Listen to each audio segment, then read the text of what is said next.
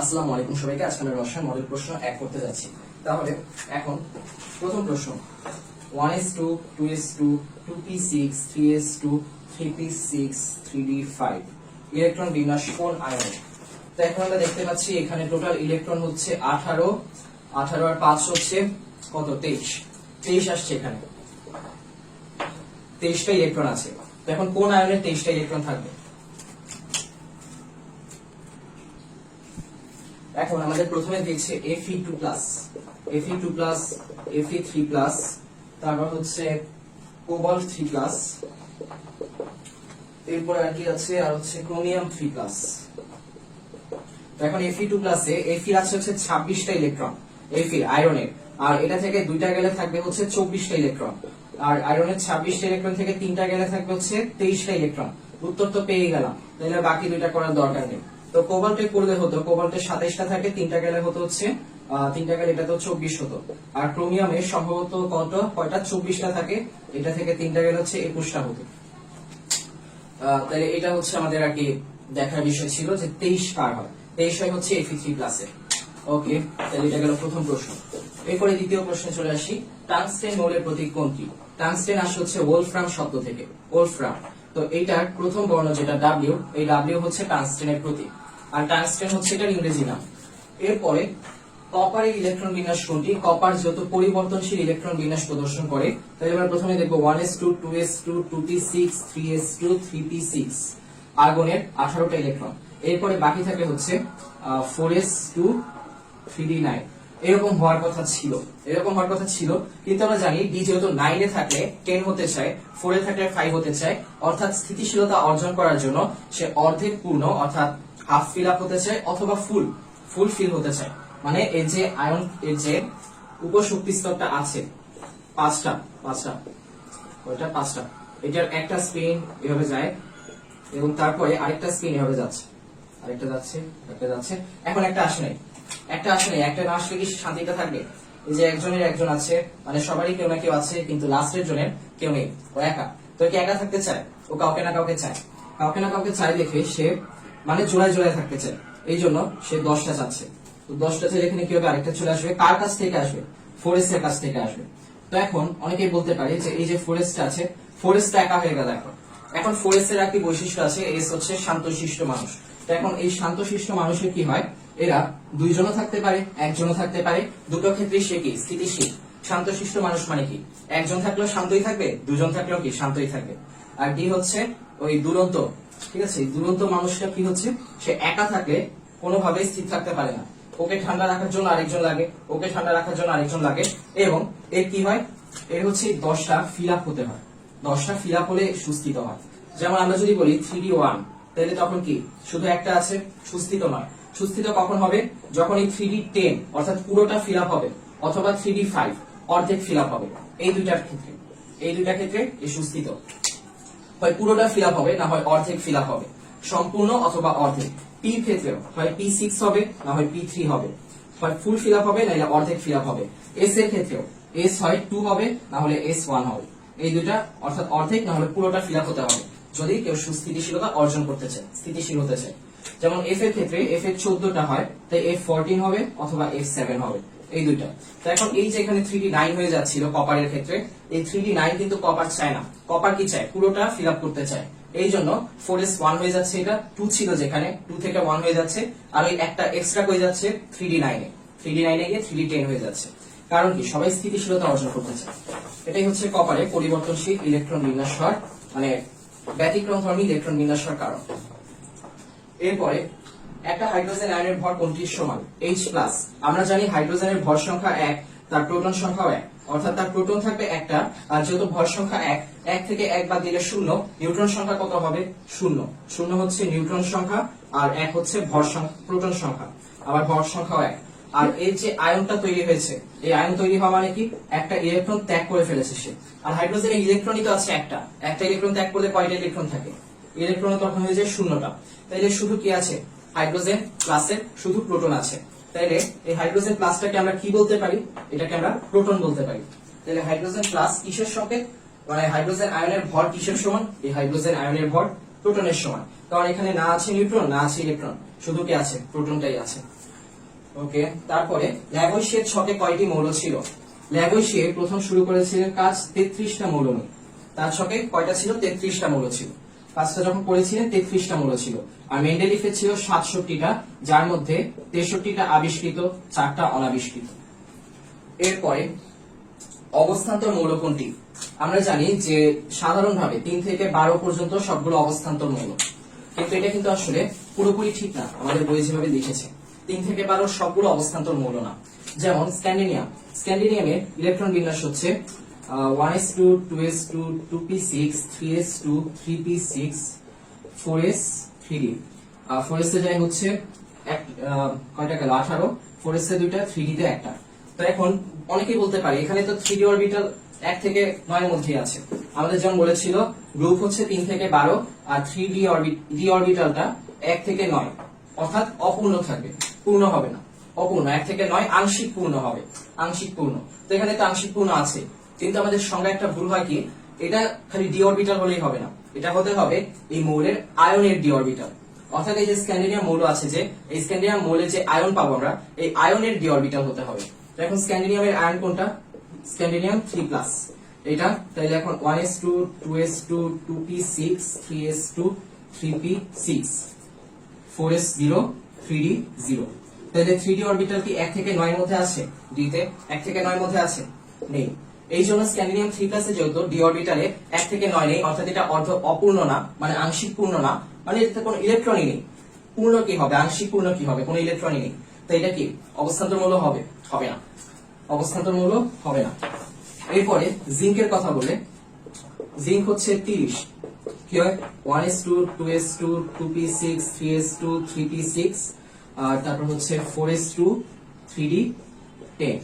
তো এখন এইটার যে আয়ন, এটার আয়ন হচ্ছে জিঙ্ক 2+, জিঙ্ক 2+, তাহলে এটা হয় 1s2 2s2 2p6 3s2 3p6 4s2 4s0 3d10 3d10।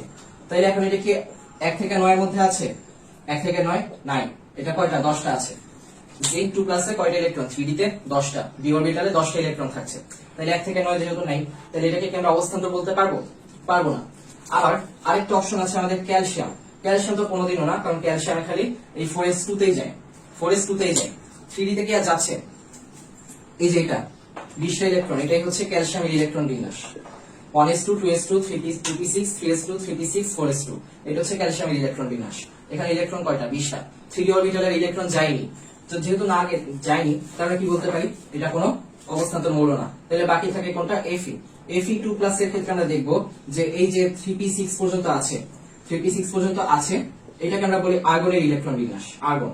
আর্গনের পরে আসবে 4s2 3p6 3d6, sorry 3d6।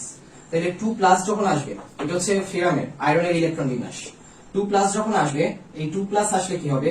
Fe2+, Fe2+ হলে আর্গনের ইলেকট্রন বিন্যাস, তারপর হচ্ছে 4s0 3d6, অর্থাৎ অর্ধপূর্ণ, মানে আংশিক পূর্ণ আছে।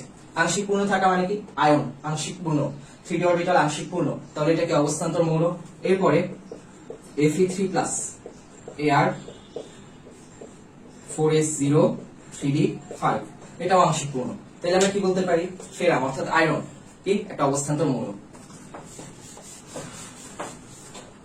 ওকে, তারপরে এরপরে আসি একটা মৌলের ইলেকট্রন বিন্যাস 2881। তো এখন এটা দেখে আমরা বুঝতে পারছি এটা কি? এটা হচ্ছে পটাশিয়াম। তো এখন এটার বৈশিষ্ট্যটা কি? এটার পর্যায় সারণীতে অবস্থান নির্ণয় করতে চাই, তাহলে কি করতে হবে? শেষে কয়টা ইলেকট্রন আছে? লাস্ট শেলে, আউটার মোস্ট শেলে ইলেকট্রন আছে হচ্ছে একটা। একটা ইলেকট্রন কাদের থাকে? সর্ববহিষ্ঠ শক্তি স্তরে একটা ইলেকট্রন থাকলে কি বুঝবো আমরা? এটা হাইড্রোজেন হতে পারে, সোডিয়াম হতে পারে, লিথিয়াম হতে পারে, পটাশিয়াম হতে পারে, অর্থাৎ এটা গ্রুপ 1 এর মৌল হতে পারে, শুধুমাত্র গ্রুপ 1 এর। তাহলে এটার গ্রুপ কি? গ্রুপ 1। গ্রুপ 1 এর ক্ষার ধাতুগুলো যে আছে, সেই ক্ষার ধাতুগুলোর একটা হবে। এরপরে এটার পর্যায় কি? 1 2 3 4, 4টা শক্তি স্তর আছে। আমরা জানি শক্তি স্তরের সংখ্যা কি নির্দেশ করে? পর্যায় নির্দেশ করে। তাহলে এর পর্যায় কি? পর্যায় হচ্ছে 4। তাহলে গ্রুপ 1 পর্যায় 4, এটাই হচ্ছে আমাদের মৌলের অবস্থান। এরপরে কোন ধাতুটি প্রকৃতিতে মুক্ত অবস্থায় পাওয়া যায়? কম সক্রিয় যেগুলো, তুলনামূলক কম সক্রিয়, অনেক কম সক্রিয়, যেমন সোনা, রূপা, তারপর হচ্ছে সোনা রূপা, এই ধরনের যে ধাতুগুলো থাকে, এই ধাতুগুলো আমরা কি পাই? প্রকৃতিতে মুক্ত অবস্থায় পাই। মুক্ত অবস্থায় পাই কারণ কি? এরা এত কম সক্রিয়, অন্য কারোর সাথে বিক্রিয়া করে আকরিক হিসেবে থাকে না। আকরিক হিসেবে কারা থাকে? অ্যালুমিনিয়াম, বক্সাইটের আকরিক, মানে অ্যালুমিনিয়ামের আকরিক যেটা বক্সাইট, এই বক্সাইটে কি হয়? অ্যালুমিনিয়ামের সাথে অক্সিজেন আর কি বিক্রিয়া করে Al2O3 এই অ্যালুমিনিয়াম হিসেবে থাকে। আর এটার সাথে সম্ভবত 2 মোল পানি থাকে। এটা হচ্ছে বক্সাইট। আর এরপরে আয়রন থাকে, আয়রন থাকে হচ্ছে Fe2O3, এরকম হতে পারে Fe3O4 অথবা FeO2, না FeO2 না, Fe2O3 আর কি, Fe2O3 Fe3O4 এভাবে করে আর কি আয়রন থাকে আকরিক হিসেবে। এরপর এই যে অ্যালুমিনিয়াম থাকে আকরিক হিসেবে, কারণ কি? এগুলো তুলনামূলক বেশি সক্রিয়। এরপর ক্যালসিয়াম থাকে হচ্ছে চুনাপাথর হিসেবে। তারপর ক্যালামাইন, জিঙ্ক, এগুলো আর কি বলা যায় যে বেশি সক্রিয় দেখে এরা অন্য মৌলের সাথে বিক্রিয়া করে আকরিক হিসেবে প্রকৃতিতে পাওয়া যায়। অর্থাৎ একা পাওয়া যায় না, মুক্ত অবস্থায় পাওয়া যায় না। মুক্ত অবস্থায় পাওয়া যায় কাদের? যারা হচ্ছে তুলনামূলক কম সক্রিয়, যেমন সোনা। এই সোনা অপশন আছে, তাই উত্তর হবে সোনা। এরপরে কার্বন ডাই অক্সাইড যৌগের সুপ্ত যোজনী কত? কার্বন ডাই অক্সাইড, এখানে এই কার্বন ডাই অক্সাইড, তারপর সালফার ডাই অক্সাইড, এগুলোর যোজনী বের করার সুন্দর নিয়ম আছে। অক্সিজেনের যোজনী কত? 2। অক্সিজেন আছে কয়টা? 2টা। তাহলে কার্বনের যোজনী কত? এখানে 4। মানে অক্সিজেনের যোজনীর সাথে অক্সিজেনের সংখ্যা গুণ করব, অক্সিজেনের যোজনীর সাথে সংখ্যা গুণ করব, তাইলে আমরা কার্বনের যোজনী পেয়ে যাব। সালফারের ক্ষেত্রেও একই, অক্সিজেনের যোজনী 2 আছে কয়টা? 2টা। তাহলে 2 আর 2 গুণ করলে কত হবে? 2 গুণ 2 হচ্ছে 4। সালফারের যোজনী তেল এখানে কত? 4। কার্বনের যোজনী তেল এখানে কত? 4। এই যে সহজ নিয়ম। তাহলে এখন কার্বনের সুপ্ত যোজনী কত? কার্বনের যোজনী 2 অথবা 4 হতে পারে, আমরা জানি। তাহলে সুপ্ত যোজনী হবে সর্বোচ্চ যোজনী 4 বিয়োগ সক্রিয় যোজনী 4, 0। সুপ্ত যোজনী এখানে 0। সালফার ডাই অক্সাইডের ক্ষেত্রে সুপ্ত যোজনী হবে, সালফারের যোজনী 2, 4 আর 6 হয়। তাইলে এখানে এটা হবে কি? এখানে সর্বোচ্চ যোজনী 6 বিয়োগ 4, 2। 2 হচ্ছে এখানে সালফারের সুপ্ত যোজনী। আচ্ছা, তাহলে আমাদের দুটাই করা হয়ে গেল। এরপরে নিচের কোনটাতে ত্রিবন্ধন বিদ্যমান? N2 তে N আর নাইট্রোজেনের লাস্টে থাকবে হচ্ছে 3টা ইলেকট্রন। নাইট্রোজেনের লাস্টে 3টা ইলেকট্রন, 3টা একসাথে আসলে ত্রিবন্ধন। এই যে ত্রিবন্ধন সংযোজী যৌগ। ওকে, এরপরে NH4OH যৌগটিতে কয় ধরনের বন্ধন বিদ্যমান আছে? NH4OH 3 ধরনের বন্ধন পাওয়া যায়, একটা আয়নিক, একটা হচ্ছে সমযোজী, আর একটা হচ্ছে সন্নিবেশ সমযোজী বন্ধন। 3 ধরনের বন্ধনই NH4OH এ পাওয়া যায়। তো এখন এটার ব্যাখ্যাটা আমাদের আর কি এই পর্যায়ে দেওয়া নেই এসএসসি তে, কিন্তু আমরা এইচএসসি তে যখন উঠবো তখন আর কি এটা নিয়ে আমাদের বিস্তারিত বলা হবে। আর এই ধরনের প্রশ্নগুলো গাইডে বেশিরভাগ পাওয়া যায়, এসএসসি তে আসার সম্ভাবনা অনেক কম তুলনামূলক। এরপরে পেট্রোলিয়ামের আংশিক পাতনে 121 ডিগ্রি থেকে 170 ডিগ্রি কোনটা পৃথক করা হয়? 121 ডিগ্রি থেকে 170 ডিগ্রিতে পৃথক করা হয়েছে কেরোসিন, আমরা সবাই জানি। আর কেরোসিনের একটা বৈশিষ্ট্য কি? এটা হচ্ছে যে বিমানের জ্বালানি। তাহলে 121 ডিগ্রি থেকে 170 ডিগ্রিতে কেরোসিন আলাদা করা হয়। ওকে, এরপর গাজন প্রক্রিয়া নিচে কোনটা প্রস্তুত করা সম্ভব? গাজন প্রক্রিয়াতে অ্যালকোহল প্রস্তুত করা হয়। অপশনের মধ্যে ইথানল একটা অ্যালকোহল, তাই ইথানল প্রস্তুত করা হয় কিসে? গাজন প্রক্রিয়াতে। গাজন প্রক্রিয়ায় ইথানল প্রস্তুত করা হয়। অ্যালকিনের ক্ষুদ্রতম সদস্য কোনটি? আমরা জানি যে অ্যালকেনের ক্ষুদ্রতম সদস্য হচ্ছে CH4 মিথেন। কিন্তু অ্যালকিনের ক্ষেত্রে আমরা সি দিয়ে অর্থাৎ একটা কার্বন দিয়ে কিছু করতে পারবো না, কারণ অ্যালকিনের শর্ত হচ্ছে কার্বন কার্বন দ্বিবন্ধন। কার্বন কার্বন দ্বিবন্ধন হচ্ছে অ্যালকিনের একটা শর্ত। তো এই কার্বন কার্বন দ্বিবন্ধনটা যদি আমি না পাই, অ্যালকিন পাবো না। তাই একটা কার্বন দিয়ে কিন্তু এই দ্বিবন্ধন পাওয়া সম্ভব না। এর জন্য আমাকে কমপক্ষে 2টা কার্বন লাগবে। তাই 2টা কার্বন এখানে পাওয়া যাচ্ছে কখন? যখন এটা দ্বিতীয় সদস্যটাই প্রথম সদস্য হচ্ছে। দ্বিতীয় সদস্য কিভাবে প্রথম সদস্য হচ্ছে? প্রথম সদস্য হওয়ার কথা ছিল 1 কার্বনের, কিন্তু 2 কার্বন নিয়ে প্রথম সদস্যটা হবে এখানে। যেমন অ্যালকেনের ক্ষেত্রে দ্বিতীয় সদস্য হচ্ছে CH3 ইথেন, কিন্তু অ্যালকিনের ক্ষেত্রে প্রথম সদস্যটা হচ্ছে ইথিন। ইথিনটাই প্রথম সদস্য হবে 2 কার্বনে। অনেকেই ভাবতে পারে যে প্রথম সদস্য একটা কার্বন নিয়ে হবে, কিন্তু একটা কার্বন নিয়ে কোনো অ্যালকিন আসলে হয় না বাস্তবে। এই জন্য আমাদের 2টা কার্বন নিয়ে প্রথম সদস্যের অ্যালকিন হয়, কারণ 1 কার্বনের কোনো অ্যালকিন হয় না। তাই প্রথম যে সদস্য অ্যালকিনের এটা হচ্ছে ইথিন, ক্ষুদ্রতম সদস্য ইথিন। অ্যালকাইনের ক্ষেত্রেও ক্ষুদ্রতম সদস্য ইথাইন, কোনো মিথিন বা মিথাইন বলে কিছু থাকবে না। এরপরে ড্রাই ওয়াশে CCl4 ব্যবহৃত হয় কি হিসেবে? CCl4 ড্রাই ওয়াশে ব্যবহৃত হয় দ্রাবক হিসেবে। এরপরে আরেকটা গুরুত্বপূর্ণ তথ্য যেটা CHCl3, এটা হচ্ছে ক্লোরোফর্ম হিসেবে ব্যবহৃত হয়। ক্লোরোফর্ম হিসেবে ব্যবহৃত হয়। এরপরে আরেকটা আছে যেটা হচ্ছে CH2Cl2, এটা ইমালশন শিল্পে দ্রাবক হিসেবে ইমালশন রং শিল্পে ব্যবহৃত হয়। ইমালশন রং শিল্পে ব্যবহৃত হচ্ছে CH2Cl2, আর CH2Cl হচ্ছে ক্লোরোফর্ম হিসেবে ব্যবহৃত হয়, আর CCl4 হচ্ছে দ্রাবক হিসেবে ব্যবহৃত হয়, ড্রাই ওয়াশে দ্রাবক হিসেবে ব্যবহৃত হয়। ওকে, তারপর একটাই যাই 27 23 অ্যালুমিনিয়াম 3+, অ্যালুমিনিয়াম 3+, 27 13। আর এটা দেখে আমরা কি বুঝতে পারছি, এটা নিউট্রন কয়টা? নিউট্রন হচ্ছে 27 থেকে 13 বিয়োগ করলে যত থাকে 14টা। ইলেকট্রন কয়টা? এখানে 13টা প্রোটন আর 3+, অর্থাৎ এটা একটা আয়ন হিসেবে আছে, তাহলে 3টা ইলেকট্রন ত্যাগ করে দিচ্ছে। স্বাভাবিকভাবে প্রোটন আর ইলেকট্রন সংখ্যা সমান, 13টা প্রোটন মানে 13টা ইলেকট্রন হওয়ার কথা ছিল, কিন্তু 3টা ইলেকট্রন চলে গেলে থাকে 10টা ইলেকট্রন। আর প্রোটন হচ্ছে আমরা বুঝতেই পারছি 13টা প্রোটন, আর ভর সংখ্যা হচ্ছে উপরেরটা, ভর সংখ্যা হচ্ছে a, এটা হচ্ছে 27। তাহলে এই 4টা তথ্য এখান থেকে বের করা যাচ্ছে। এরপর আমার উদ্দীপকে যাই দেওয়া থাক না কেন, আমি এই 4টার মধ্যে থেকে যেগুলো উত্তর ওগুলো দিয়ে দিতে পারবো। ওকে, এরপর আমাদের পর্যায় সারণীর একটা অংশ তুলে দিয়েছে, ম্যাগনেসিয়াম, অ্যালুমিনিয়াম, তারপর হচ্ছে X, এরপরে ফসফরাস, সালফার, তারপর Y, আর তারপর সবশেষ হচ্ছে আর্গন। তো এখন এর মধ্যে আমাদেরকে প্রথমে বলেছে যে XY সমযোজী। X হচ্ছে আমরা বুঝতেই পারছি আর্গনের পর কি সিলিকন, এরপরে এটা হচ্ছে Y হচ্ছে ক্লোরিন, সালফারের পরে ক্লোরিন। তাহলে Si আর Cl এই দুটা মিলে যে যৌগ গঠন করবে XY যে যৌগ গঠন করবে X আর Y দ্বারা গঠিত যৌগ, এই গঠিত যৌগটা কি হবে? এই যে সিলিকনের লাস্টের শেলে হচ্ছে 4টা ইলেকট্রন থাকে, ক্লোরিনের লাস্টের শেলে হচ্ছে 7টা ইলেকট্রন থাকে। তাই এদের পক্ষে কি ইলেকট্রন ত্যাগ করা সম্ভব? ইলেকট্রন আদান প্রদান করা সম্ভব না। তো কি সম্ভব এদের পক্ষে? ইলেকট্রন শেয়ার করা, পরস্পরের সাথে ইলেকট্রন শেয়ার করে একসাথে থাকা, এই জিনিসটাই সম্ভব। আর এই শেয়ার করাটাকে কি বলে? সমযোজী বন্ধন গঠন করা। অধাতু কি হয়? সমযোজী বন্ধন হয়। আর সিলিকনটা এখানে মূলত অপধাতু হিসেবে কাজ করে, তবে এখানে অধাতু হিসেবে এই সিলিকন আর ক্লোরিন কি হবে? একসাথে সমযোজী বন্ধন তৈরি করবে। তাই SY হবে কি? XY সমযোজী হবে। আর এখানে বাম থেকে ডানে গেলে কি হবে? আকার ক্রমান্বয়ে হ্রাস পাবে। এটা আমরা জানি পর্যায় সারণীর কোন পর্যায়ে বাম থেকে ডানে গেলে আকার কি হয়? ক্রমান্বয়ে হ্রাস পায়। এরপরে Y হচ্ছে একটা হ্যালোজেন, আর ক্লোরিন। Y হচ্ছে ক্লোরিন। ক্লোরিনের আয়নীকরণ শক্তি আমরা জানি যে হ্যালোজেন গুলোর মধ্যে এই যে আয়নীকরণ শক্তি হিসাব করা হয় যখন, এই ক্লোরিনের আয়নীকরণ শক্তিটা তুলনামূলক অনেক বেশি হয়। তাহলে আমাদের অপশনের 2 আর 3 সঠিক। বন্ধন গঠনকালে প্রত্যেকটা পরমাণু আর্গনের ইলেকট্রন বিন্যাস কোথায় অর্জন করে? আমাদের অপশন হচ্ছে KF, তারপর KCl, তারপর হচ্ছে CAS। এর মধ্যে পটাশিয়ামের 19টা ইলেকট্রন আছে, একটা ত্যাগ করে দিবে, ত্যাগ করলে হবে 18টা, K+F-। F এর হচ্ছে 9টা থাকে, একটা গ্রহণ করলে 10টা হবে। এই 10 হচ্ছে নিয়নের ইলেকট্রন বিন্যাস, নট আর্গন। এরপর পটাশিয়াম প্লাস, এটা 19টা ছিল, 18টা হবে। এরপর ক্লোরিন মাইনাস, 17টা ছিল, 18টা হবে। দুইটাই তাইলে কি হচ্ছে? আর্গনের ইলেকট্রন বিন্যাস। ক্যালসিয়ামের 18টা ছিল, দুইটা ত্যাগ করলে হয়ে যাবে 20টা ছিল, দুইটা ত্যাগ করলে হয়ে যাবে 18। সালফারের দুইটা, এটা দুইটা ত্যাগ করলো, আর সালফার দুইটা গ্রহণ করবে, 16 ছিল, দুইটা গ্রহণ করলে কি হবে? 18 হবে। তাহলে এই দুইটাও কি আর্গনের ইলেকট্রন বিন্যাস। তাহলে কোন দুইটা? KCl আর CAS, এই দুইটাতে আর্গনের ইলেকট্রন বিন্যাস দেখা যাচ্ছে। ওকে, তারপরে যাই বন্ধন গঠনকালে অ্যারোমেটিক যৌগসমূহে।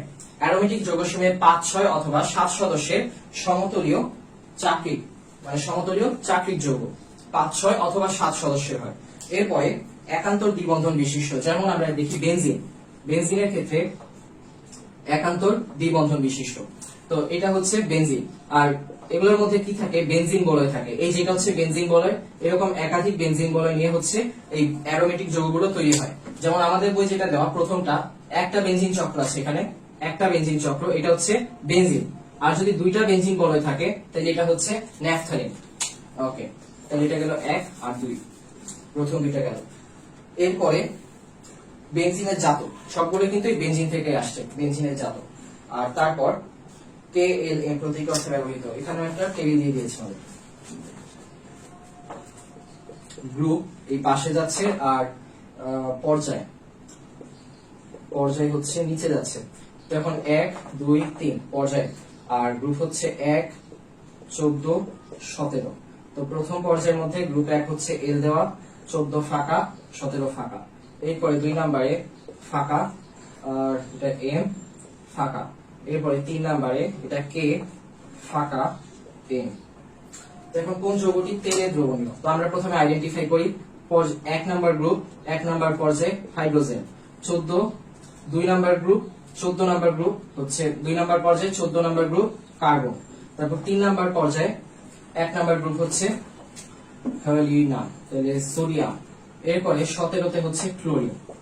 ওকে, তাইলে আমাদের যেটা বলেছিল Mn4, Mn4 মানে হচ্ছে CCl4, CCl4 কার্বন টেট্রাক্লোরাইড। তাইলে এখন এটা কি হচ্ছে CCl4, এটা তেলে দ্রবীভূত, এটা ঠিক, এটা তেলে দ্রবীভূত, তেলে দ্রবীভূত হয়,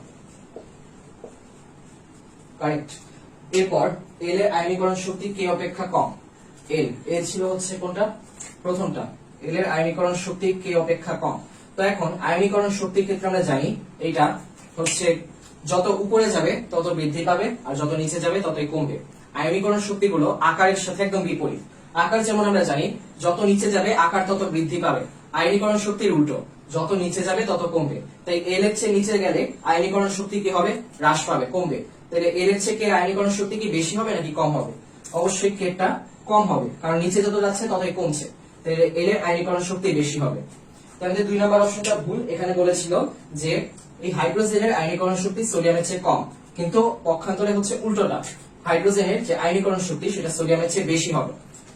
এরপরে আমরা দেখি উদ্দীপকে সোডিয়ামের স্ফুটনাঙ্ক কে অপেক্ষা কম, না এন এর স্ফুটনাঙ্ক কে অপেক্ষা কম, আর এন ছিল হচ্ছে 17 নম্বর গ্রুপে এন কে।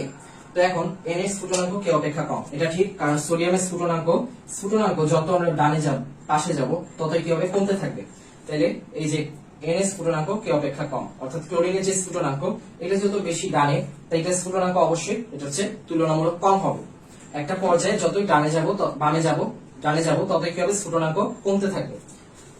কারণ এই দিকগুলো হচ্ছে ধাতু থাকে, ধাতুর স্ফুটনাঙ্ক সাধারণত অপেক্ষাকৃত বেশি হয় আর অধাতুর গুলো কম হয়। ওকে, তাহলে গেল 1 আর 3 হবে। এরপরে C3H7OH, C3H7OH প্রোপানল প্লাস গাঢ় H2SO4, গাঢ়। এরপর তাপ আর H2O সরিয়ে দিচ্ছে, অর্থাৎ নিরোধন করছে। এরপর A পাচ্ছে, এরপরে A প্লাস H2 নিকেল 180 থেকে 200 ডিগ্রি সেলসিয়াস। এরপর এটা থেকে পাচ্ছে ডি। আচ্ছা, তারপর কি বলা যায়, তো এখন এখানে আমরা দেখতে পাচ্ছি যে প্রোপানল আছে, অর্থাৎ এক ধরনের অ্যালকোহল। অ্যালকোহলের সাথে যখন আমরা সালফিউরিক অ্যাসিডের গাঢ় সালফিউরিক অ্যাসিড যোগ করি, তখন কি হয়, তখন এখান থেকে এক অণু পানি অপসারিত হয়, পানি অপসারিত হয়ে অ্যালকিন উৎপন্ন হয়, অ্যালকিন C3H6, C3H6 এটা উৎপন্ন হচ্ছে, এটা হচ্ছে এক ধরনের অ্যালকিন। আর এখানে আমাদের বলেছে যে এই যৌগে কার্বনের শতকরা সংযুতি কত, এটা হচ্ছে এই যৌগ, কার্বনের শতকরা সংযুতি হবে হচ্ছে C3H6। এটা টোটাল ভর বের করতে হবে। তো ভর বের করার ক্ষেত্রে যেটা করতে হবে, 12 সাথে 3 গুণ করতে হবে, এর সাথে 6 যোগ করতে হবে, পাইলাম 42। তাহলে ভর পেলাম আমি 42 পাওয়ার পরে এখন কার্বনের শতকরা সংযুতি বের করতে হলে আমাকে উপরে রাখতে হবে কার্বনের ভর, 3টা কার্বনের ভর, 3 গুণ কার্বনের ভর, আর নিচে রাখতে হবে হচ্ছে এইটার ভর, C3H6 এর ভর, এটা আমরা পেয়ে গেছি 42। তাহলে 3টা কার্বনের ভর কত, 3টা কার্বনের ভর হচ্ছে 3 গুণ 12, আর নিচে থাকছে 42। তাইলে আসে হচ্ছে 0.8571। এখন এটাকে আমার পার্সেন্টেজে প্রকাশ করতে হবে, তাই এটার সাথে 100% গুণ দিয়ে দিব, তাইলে হয়ে যায় 85.71%। 85.71% হচ্ছে এখানে কার্বনের শতকরা সংযুতি।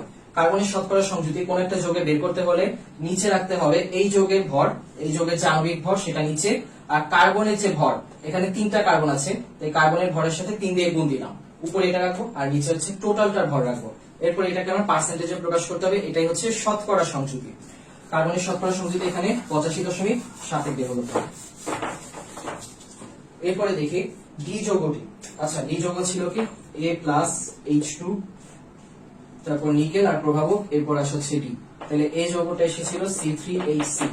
তো এখন এটা হচ্ছে আমাদের ইথিন, প্রোপিনের সাথে যদি H2 যোগ করা হয় তাহলে কি হবে, তাহলে আমাদের আসবে হচ্ছে প্রোপেন, অর্থাৎ অ্যালকিনের সাথে হাইড্রোজেন, 1 মোল হাইড্রোজেন যোগ করা হলে আসে অ্যালকেন।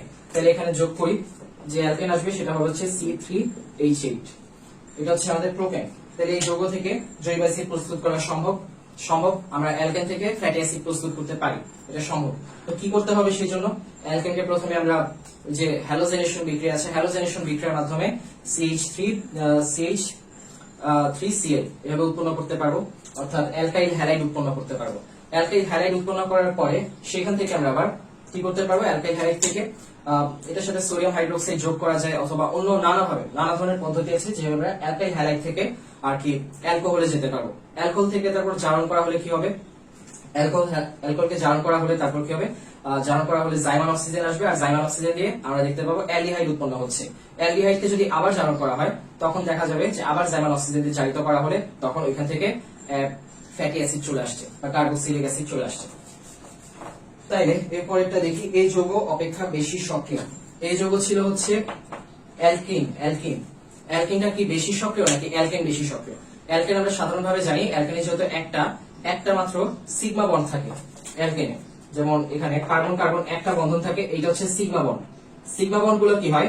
বেশি শক্তিশালী হয়, তাই বেশি নিষ্ক্রিয় হয়। বেশি শক্তিশালী আর নিষ্ক্রিয় দেখে এরা কি সাধারণভাবে অন্যদের সাথে বিক্রিয়া প্রদর্শন করে না। কিন্তু আমরা যখন দেখবো অ্যালকিনের ক্ষেত্রে দুইটা বন্ড থাকে, এই একটা হচ্ছে সিগমা বন্ড আর একটা হচ্ছে পাই বন্ড। এই পাই বন্ডটা অনেক দুর্বল হয়, আর দুর্বল হয় দেখে এটা সহজেই ভেঙে যেতে পারে। যেমন এখানে হাইড্রোজেন যুক্ত করা হলে এই পাই বন্ডটা কি হচ্ছে? ভেঙে যাচ্ছে। ভেঙে দুইটা বন্ড যে দুই জায়গায় যাচ্ছে, এই দুই জায়গায় দুইটা হাইড্রোজেন অ্যাড হয়ে যায়। একে দেখাচ্ছি, এই যে C আর এখানে হচ্ছে CH। ওকে, এখানে CH3 আর এখানে CH3 আর এখন এটার সাথে কি হচ্ছে? এই একটা যখন ভেঙে যাবে, এই একটা ভেঙে গেলে কি হবে? এইখানে একটা হাইড্রোজেন আসবে আর এখানে একটা হাইড্রোজেন চলে আসবে। তখন 3 4 5 6 7 8 আটটা চলে আসতেছে। ওকে, 3 4 5 6 7 8। তো এখন এই যে এইভাবে হলো, এটা কি হয়েছিল? এখানে ডাবল বন্ড ছিল, প্রথমে ডাবল বন্ড ছিল, আর এটা ছিল হচ্ছে CH2। এই যে ডাবল বন্ডটা যে ছিল, এই ডাবল বন্ডের সাথে আমি দুইটা হাইড্রোজেন যোগ করছিলাম, দুইটা হাইড্রোজেন। এই ডাবল বন্ডটা যখন ভেঙে যাবে, একটা হাত ভেঙে গেলে এখানে একটা হাত আসবে, এখানে অর্ধেক হাত আসবে। এখানে একটা হাত ছিল, এটা ভেঙে গিয়েছে, এখানে দুইটা হাত চলে আসছে। এই দুইটা হাইড্রোজেন তারপর কি হবে? উড়ে এসে জুড়ে বসবে, এখানে একটা আসবে আর এইখানে একটা আসবে। এইভাবে করে হচ্ছে অ্যালকেন উৎপন্ন হয় অ্যালকিন থেকে। তো এখন এটা কিসের জন্য সম্ভব হয়েছে? এই যে হাতটার জন্য। এই উপরে হাতটা ভাঙা হয়েছে কি জন্য? কারণ এই উপরে হাতটা ছিল হচ্ছে পাই বন্ড। পাই বন্ডটা ভাঙা অপেক্ষাকৃত সহজ এই সিগমা বন্ডের চেয়ে, নিচের এটা ছিল। তো এই পাই বন্ডটা যেহেতু ভাঙা যাচ্ছে, এই পাই বন্ডটা যেহেতু আছে, তাহলে কি বলা যায়? বেশি সক্রিয় কোনটা? যার পাই বন্ড থাকে। বেশি সক্রিয় কেন? কারণ সে সহজে বিক্রিয়া দিতে পারে। যে সহজে বিক্রিয়া দিতে পারে, বিক্রিয়ায় অংশগ্রহণ করতে পারে, সেই বেশি সক্রিয়। আর এখানে যেহেতু এই যে পাই বন্ড থাকার কারণে এটা সহজে, অ্যালকিনটা সহজে বিক্রিয়ায় অংশগ্রহণ করতে পারে, অ্যালকিন বেশি সক্রিয় অ্যালকেনের চেয়ে। অ্যালকেনের শুধু সিগমা বন্ড থাকে, সহজে বিক্রিয়ায় অংশগ্রহণ করে না, তাই এটা অপেক্ষাকৃত কি? নিষ্ক্রিয় বেশি। তাইলে বেশি সক্রিয় হচ্ছে এই যৌগটা। এই যৌগ ছিল হচ্ছে অ্যালকিন, এটা বেশি সক্রিয়। তাহলে আমাদের 2 নাম্বারটা ভুল। অ্যালকেনের চেয়ে বেশি সক্রিয়, এটা সঠিক। 2 নাম্বার তাহলে ভুল। এরপর 3 নাম্বারে এর অণুতে 10টি সমযোজী বন্ধন আছে, ডি যৌগ যেটা সেটার অণুতে। তাহলে এখন দেখি, এই যে ডি যৌগটা CC, আর ডি যৌগ থেকে হচ্ছে H H H H H H H H। কয়টা সমযোজী বন্ধন আছে? 1 2 3 4 5 6 7 8 9 10। এই যে এখানে একটা, এখানে একটা, এইখানে একটা, এইখানে একটা, 4টা হলো। তারপর 5টা 6টা 7টা 8টা 9টা 10টা সমযোজী বন্ধন আছে। ওকে, 3 এর মধ্যে একটা দুইটা হচ্ছে কার্বন কার্বন বন্ড, আর বাকি 8টা হচ্ছে কার্বন হাইড্রোজেন বন্ড। ওকে, তাহলে আজ এই পর্যন্তই ছিল। আল্লাহ হাফেজ সবাইকে, আসসালামু আলাইকুম।